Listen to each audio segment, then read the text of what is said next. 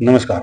स्वागत है आपका मेरे साथ देश की बात के अंदर। एक जरूरी बात है जो कि मैं आपके सामने रखना चाहता हूँ और वो ये कि आप सभी इस पर अपने मन से सोचिए।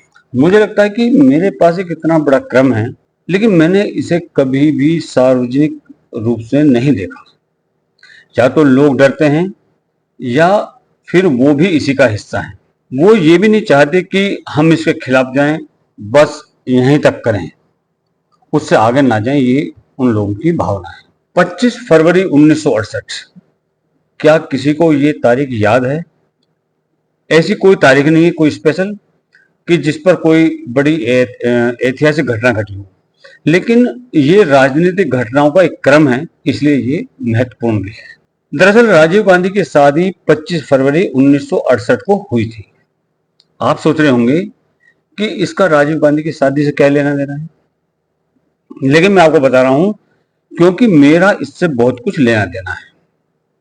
19 जून 1970 को इसी शादी से एक महान वैज्ञानिक का जन्म हुआ, जिसने आलू को सोना बना दिया था। ये वो वैज्ञानिक था। और फिर 12 जनवरी 1972 को एक और महिला का जन्म हुआ, जिसके पास में इन 20 सालों में सिर्फ दो ही गुण हैं। पहला कि उसकी नाक इंदिरा गांधी जैसी है, उसके बाल इंदिरा जैसे हैं। ये दो गुण है उसके पास। और फिरोज गांधी में उसका कोई योगदान नहीं है। फिरोज गांधी से कुछ लेना देना नहीं है। जो लेना देना है वो सिर्फ इंदिरा गांधी से है। वो पैदा हुई और उसका नाम प्रियंका गांधी है। मैं अपनी बात रखना चाहता था, इसलिए मैंने आपको ये बातें बताई, ताकि क्रम सही रहे, सिलसिला सही रहे बातों का। 23 सितंबर 1974 को संजय गांधी का विवाह हुआ और 13 मार्च 1984 को वरुण गांधी का जन्म होता है। और 22 जून 1980 पास में एक जगह है जिसे सफदरजंग फ्लाइंग क्लब कहते हैं। संजय गांधी रोज की तरह सुबह जल्दी निकलते हैं और सफदरजंग फ्लाइंग क्लब में जो फ्लाइट वो उड़ा रहे थे, वो फ्लाइट उड़ी जिसको रेगुलर करते हैं। और फिर उसकी मशीन अचानक खराब हो गई और उस दुर्घटना में संजय गांधी जी की मृत्यु हो गई। इतना महान, इतना महत्वपूर्ण व्यक्ति वो मारा गया, जिसने इंदिरा गांधी को अपने दम पर स्थापित किया था। आज तक उस व्यक्ति की कोई पोस्टमार्टम रिपोर्ट नहीं आई, उस एयर क्रैश की कोई इंक्वायरी नहीं। उड़ान भरी। मैं आपको ये बात आधिकारिक तौर पर बता रहा हूं। 28 मार्च 1982 को 2 साल के वरुण गांधी मेनका गांधी के साथ एक सफदरजंग इंक्लेव मार्ग, जहां प्रधानमंत्री रहते थे, उस घर से मेनका गांधी और उनके 1.5 साल के बच्चे को सड़क पर फेंक दिया गया। जाओ, अगर यकीन नहीं है तो जाओ और जाकर टाइप करो कि हिंदुस्तान टाइम्स की इतनी बड़ी तस्वीर है, आप अच्छी तरह उसमें पढ़ सकते हैं। इंदिरा गांधी के साथ कौन था उस वक्त जब यह वाकया हुआ?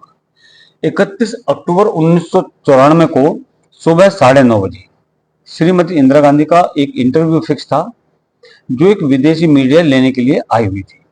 और उस सुबह 9:30 बजे जब इंदिरा गांधी जाने वाली थी इंटरव्यू के लिए, तो घर से किसी ने फोन किया, क्योंकि वो जहां पे इंटरव्यू होना था वो सड़क के उस पार था। ये प्रधानमंत्री कार्यालय का है, ये बाद में बना है जो अभी है, पहले ये सफदरजंग पर होता था। तो सड़क के उस पार एक दफ्तर था। घर से किसी ने फोन किया कि मैडम 15 मिनट के बाद में आएंगे।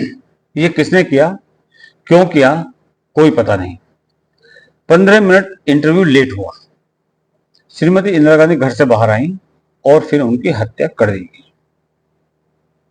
हत्या के बाद जो अस्पताल उनके घर के बिल्कुल पास था, सबसे नजदीक था, उनको लेकर के वहां नहीं जाया गया और वो उस अस्पताल ले गए जो कि उनसे, उनके घर से दूर था। और वो पिछले दरवाजे पर गए, जो हॉस्पिटल का बैक साइड का गेट था, वो उस पर लेके गए और वो बंद था। फिर उन्हें ले आए आगे वाले गेट पर। वो 2-3 लोग कौन थे जो उन्हें लेकर के गए थे वहां पर। 31 दिसंबर 1984 31 दिसंबर 1984 को राजीव गांधी को देश का प्रधानमंत्री पद की शपथ दिलाई गई और 21 मई 1991 को चुनावों के माहौल में राजीव गांधी ने 9 विधानसभाएं की। ठीक है। उन 9 सभाओं में से 5 सभाओं में 272 लोग शामिल थे और श्री पैगम्बरूर की सभा में वो मौजूद नहीं थे और वहीं राजीव गांधी की हत्या कर दी और 21 मई को हत्या हो जाती है और ठीक एक महीने के अंदर, मतलब ठीक एक महीने के बाद 21 मई से 21 जून के बीच 21 मई को हत्या हो जाती है और 21 मई को हत्या हो जाती है और 21 जून को राजीव गांधी फाउंडेशन का गठन होता है। और उस गठन के अंदर में जो गठन किया गया था उसके अंदर में चिदम्बरम जैसे महान किसान मौजूद थे जिन्होंने दुनिया को एक नई रोशनी दी। कौन कहता है कि किसानों को खेती करनी चाहिए? उन्होंने एक गमले में 9 करोड़ की गोभी उगाई है। ये मैं नहीं कह रहा, उन्होंने ये बात अपने हल्फनामे में लिखी है। वैसे उस हल्फनामे के सदस्य भी हैं और एक कांग्रेस जो विदेशों में चलती है, जिसकी बैठकें होती हैं, जिसका अक्सर बीच बीच में जिक्र होता है, वो उस ट्रस्ट के सदस्य भी हैं। लेकिन यहाँ जो बात आपको ज्यादा स्पष्ट होगी वो ये कि 1997 में प्रियंका गांधी की शादी मुरादाबाद उत्तर प्रदेश के एक बहुत ही साधारण परिवार में हुई जो कि पीतल के बर्तन बनाने का काम करता था। अब ये सवाल मैं आपके विवेक पर छोड़ रहा हूं कि ये शादी क्यों हुई, क्योंकि देश के प्रथम परिवार और वाड्रा परिवार में जमीन और आसमान का फर्क था। फिर ये शादी क्यों हुई इसके विषय में आप सोचिएगा और फिर कभी अगले वीडियो में इसके बारे में बताया जाएगा। आप ये कहकर संतुष्ट हो सकते हैं कि वो कबाड़ी के धंधे से है जिसमें शादी हुई, मतलब पीतल का जो धंधा है। लेकिन हो सकता है कि वो कबाड़ी ना हो, लेकिन उनकी गाड़ियां कबाड़ी की थी जो काम होता था, इसलिए उनकी शादी उनसे हुई। मैंने इसलिए कहा क्योंकि भारत के पहले शक्तिशाली राजनीतिक परिवार में पीतल के बर्तन बनाने का काम करने वाले एक साधारण परिवार में अपनी बेटी की शादी की थी। ये सोचने का विषय है, क्योंकि ये तथ्य कोई भी नहीं बता पाता कि ये ऐसा क्यों हुआ। अब मैं उनकी उस स्थिति में नहीं जाना चाहता, मैं अपने तथ्यों को मजबूत करने के लिए उनके पीछे जा रहा हूं।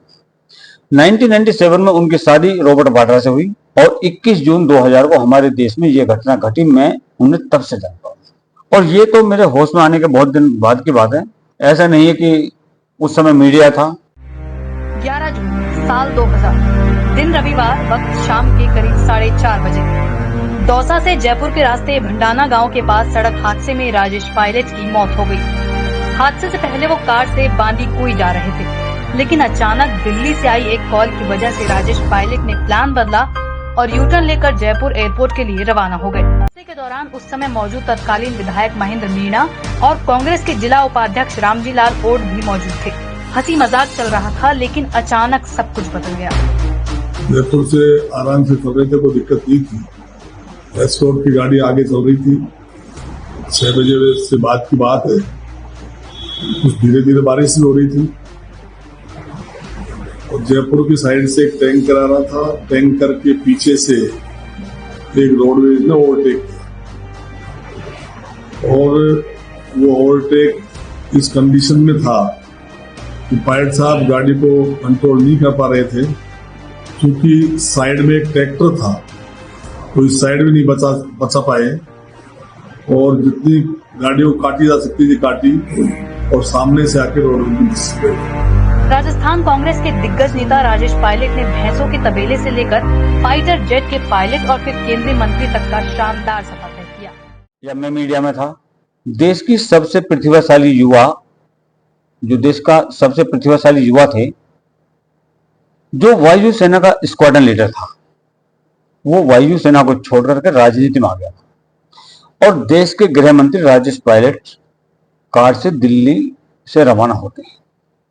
ये जो राजेश पायलट हैं, यही स्क्वाड्रन लीडर राजेश हुआ करते थे।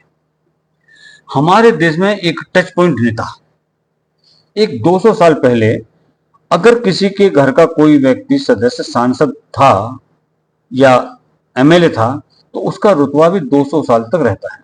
लेकिन वो देश का गृह मंत्री था। वो गृह मंत्री कार से दिल्ली से रवाना होता है जाने के लिए और उस समय भी गहलोत की सरकार थी राजस्थान के अंदर और जयपुर के पास एक कार दुर्घटना होती है और उस दुर्घटना के अंदर में राजेश पायलट की मृत्यु हो जाती है। उसकी भी आज तक कोई पोस्टमार्टम रिपोर्ट नहीं आई। 16 अप्रैल 2001 की बात है। अगर सामान्य समाज में कोई सार्वजनिक हस्ती मरती है तो अखबारों में खबर छपती है और लोग पूछते हैं कि कैसे हुआ। मैं भारत के पहले राजनीतिक परिवार की बात कर रहा हूं।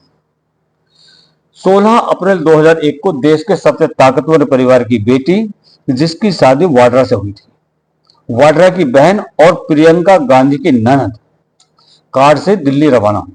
और हैरानी की बात की, दोनों ही बार राजस्थान में गहलोत की सरकार थी। वो दिल्ली से निकले और उनके साथ एक अनजान महिला थी।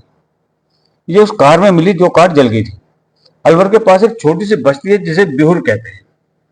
कार में आग लग गई और वाड्रा की बहन और उस अनजान महिला की आग में जल करके मौत हो गई। आज तक कोई पोस्टमार्टम रिपोर्ट नहीं आई, कोई एफआईआर नहीं हुई। तब भी गहलोत की सरकार राजस्थान में थी। 30 सितंबर 2001 इस देश का एक प्रतिभाशाली नेता, एक राजघराने से एक पढ़ा लिखा आदमी, एक साफ सुथरा आदमी, एक नए धरातल से 4 बड़े पत्रकार थे, जिनमें आज तक का भी एक पत्रकार शामिल था। गोपाल नाम का एक कैमरामैन भी था। दिल्ली से एक चार्टर्ड प्लेन उड़ता है और जैसे उत्तर प्रदेश की सीमा को पार करता है, मैनपुरी नाम की एक जगह पड़ती है जहां एक धमाका होता है और सिंधिया मर जाते हैं। आज तक पूछताछ नहीं हुई, बस हो गया और कहानी खत्म। अब 2003 प्रियंका गांधी के देवर, जिसका नाम रिचर्ड वाड्रा है, ये घटना 2003 की है। आप में से ज्यादातर लोग दिल्ली गए होंगे। दिल्ली में एक जगह है ग्रीन पार्क। उस ग्रीन पार्क का एक मेट्रो स्टेशन भी है। वहां एक बाजार है, एक आम मध्यम वर्ग की बाजार है, नो मिडिल क्लास का, जहां छोटी मोटी हर तरह की चीजें वहां बिकती हैं। उस बाजार में एक छोटा सा 6x6 या 10x10 का कमरा है, जो बहुत बड़ी बात है। उस 10x10 के कमरे में वाड्रा के भाई रिचर्ड वाड्रा पंखे पर लटके हुए मरे हुए मिले पंखे पर। क्या आपने कभी इसके बारे में सुना है? क्या आपने कभी सुना है? मैं प्रथम परिवार की बात कर रहा हूं, कोई नॉर्मल की नहीं। और इस पर किसी ने कोई सवाल नहीं उठाया। लेकिन ये तथ्य है, ये सारी घटनाएं जो मैंने बताई हैं, इनमें एक ऐसा बिंदु जरूर होगा जहां मेरा योगदान नहीं होगा। इसलिए मैं आपको बताना चाहता हूं ताकि आप इसे आसानी से समझ सके इस बात को। इस घटना के बाद देश के एक जाने माने पत्रकार, एक ब्रिटिश पत्रकार, जिनकी विश्वसनीयता शायद दक्षिण पंथियों को रास ना आती हो, लेकिन वो एक बहुत बड़े पत्रकार थे, इसमें कोई शक नहीं। और उनका नाम था विनोद मेहता, और वो एक पत्रिका निकालते थे जिसका नाम था आउटलुक। वो पत्रिका आज भी आती है। विनोद मेहता में ये हिम्मत थी, हालांकि वो कांग्रेसी थे, वो एक अलग बात थी। ये किसी का निजी मामला हो सकता है, लेकिन कोई किसी भी पार्टी से जुड़ा हो सकता है, किसी की विचारधारा उससे मिलती हो, ये एक अलग इशू है। लेकिन उन्होंने खबरों से कभी छेड़छाड़ नहीं की, क्योंकि हम सब उन्हें व्यक्तिगत रूप से जानते हैं और जानते थे उस टाइम पर। रिचर्ड वाड्रा की आत्महत्या के बाद उन्हें जरूर कुछ महसूस हुआ होगा, वो अब इस दुनिया में तो है नहीं। वो रिचर्ड वाड्रा के पिता राजेंद्र वाड्रा को अपने दफ्तर ले गई और उनका एक इंटरव्यू लिया। जिस दिशा के अंदर में मैं जाना चाहता हूं, विनोद मेहता राजेंद्र वाड्रा को उस डायरेक्शन में ले गए और उन्होंने उनसे सवाल जवाब दिए। और आज भी आप उस पत्रिका को रेफर कर सकते हैं। वो पत्रिका आज भी अवेलेबल है, ऑनलाइन भी है और उसकी हार्ड कॉपी भी होंगी। उस इंटरव्यू का शीर्षक था, पता है क्या था? उसका टाइटल था, I don't scared about any Italian mafia Rajendra Vadra. Hindi में रूपांतर है कि मुझे किसी इटालियन माफिया से डर नहीं लगता। ये राजेंद्र वाड्रा के इंटरव्यू का टाइटल था, जो विनोद मेहता जैसे विश्वासघाती पत्रकार ने लिया था। और इस इंटरव्यू के कुछ दिनों के बाद यूसुफ सराय से थोड़ी दूर एक होटल है, उनके गले में लोहे की जंजीर बंधी हुई मिली और उनकी हत्या कर दी। इसे न तो कोई खबर बनाया गया और न ही कोई जांच की गई इसकी।